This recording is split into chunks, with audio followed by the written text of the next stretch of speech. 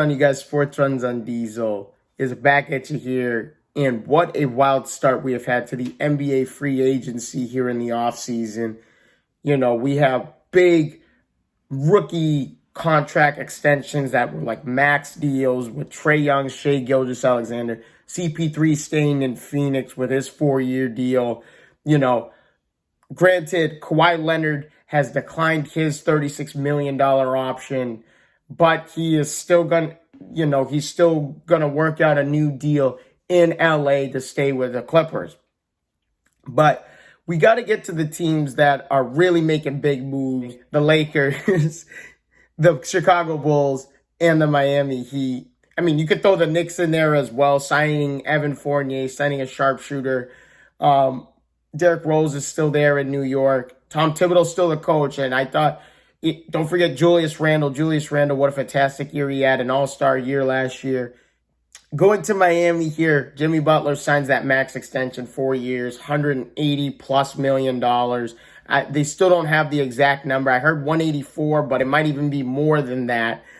Kyle Lowry's been added to the team. PJ Tucker. So you got physicality on defense. You got the NBA's leading charge taker in Kyle Lowry. And then Kyle Lowry is so good with body control and being able to create contact and get to the free throw line whenever he wants. So you got a very crafty player in Kyle Lowry who's a menace on both sides of the ball.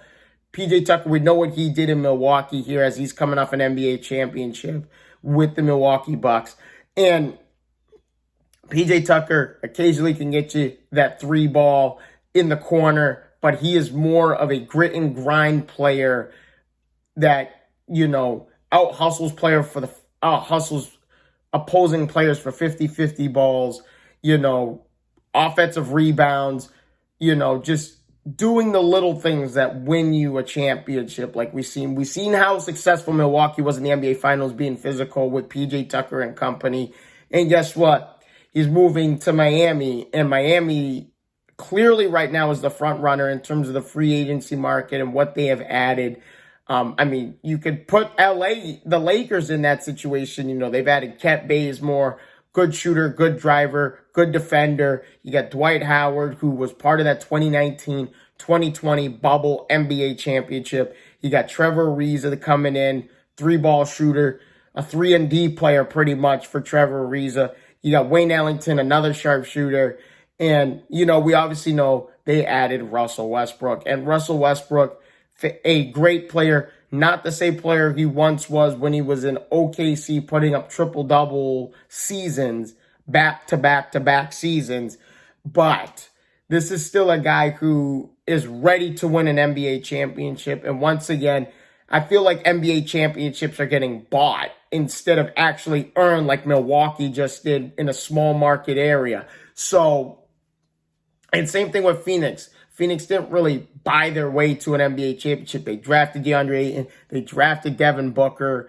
They added Mikal Bridges, Jay Crowder, Cameron Payne. They added all these guys from the front office standpoint, not just to have the money and buy a team and try and win and try and buy their way into an NBA championship like some of these big markets are, like the LA Lakers, but I like what the Lakers have added.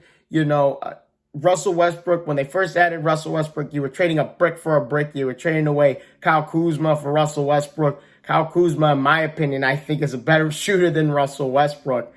But, you get Russell Westbrook, you get a guy who goes 110%, 110 miles an hour all the time, every second he's out there on the court.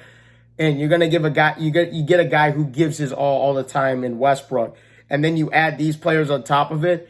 It's shaping up to be a Lakers going to the finals thing. But you never know, as we seen last year with LeBron James and Anthony Davis being in and out with injuries. And ultimately, it ended up costing them in the end because they were not 100% going into that Phoenix series early in the playoffs. But we'll see what happens. You got the Chicago Bulls adding Lonzo Ball to Zach LaVine and company. And then they add a great defensive-minded player in Alex Caruso, a great energy player in Caruso. There's been talks of them going after DeMar DeRozan. I would love to see them go after DeMar DeRozan only because if you have Lonzo at the 1, you got Zach LaVine at the 2, and then you got DeMar DeRozan at the 3. That's an excellent 1 through 3 in your starting 5. We know what DeMar DeRozan has done in his career. He had some great years in Toronto. You know, we knew they were falling short to the Cleveland Cavaliers over and over and over again. But you know, DeMar DeRozan has been in San Antonio the last couple of years. He's been a great player there. This guy averages about 20 a game for his career. I would love to see them go after him, and I think Chicago would put themselves up there as well as not only just being a playoff team, but a team that if they get hot at the right time, like your Phoenix Suns, they could be a team that goes to the NBA final. You just never know. So, and then, you know, Mike Conley, like there's so much stuff going on. Mike Conley staying in Utah. You got Blake Griffin who's staying with the Brooklyn Nets. And there's so many other unrestricted free agents available. There's a lot to look forward to as the free agency comes up. What's going to happen with Ben Simmons? Philadelphia is trying, you know, there's all these trades that we want to see. We want to see him get traded to Portland. And then Philadelphia gets Damian Lillard or CJ McCollum and a draft pick and stuff. Like, we all want to see Ben Simmons, but they need a point guard. They need someone who is going to be able to score the ball, not only inside the paint. And I'm not saying Ben Simmons is not a superstar. He's an absolute stud because this guy led the NBA in deflections last year. This guy is an absolute nightmare as a point guard. This guy's 6'10", and he could just dribble right by anybody. He could post up anybody, but the guy cannot shoot. The guy does not have a jump shot past 8 feet.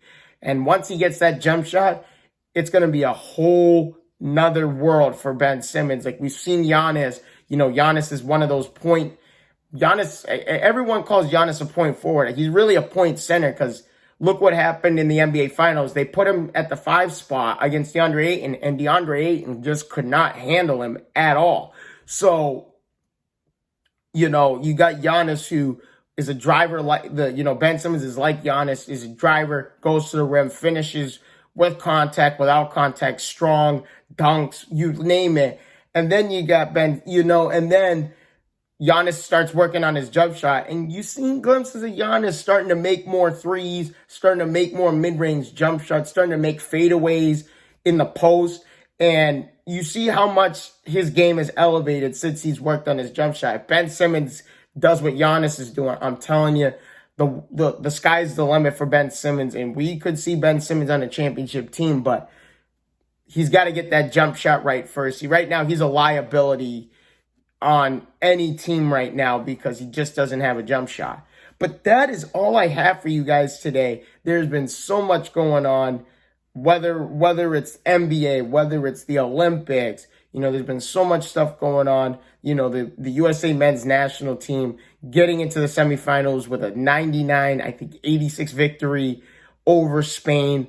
And so, you know, it looks like they're back on track, even though I was a little nervous at the beginning there of the Olympics with the exhibition games and then them losing to France. But that's the thing. That's the joy about sports. The best can get beaten at any point in time. But I want to thank you guys so much for your time. Please leave a like and subscribe to the channel if you guys haven't done that already. I will see all your faces in the next one. Deuces.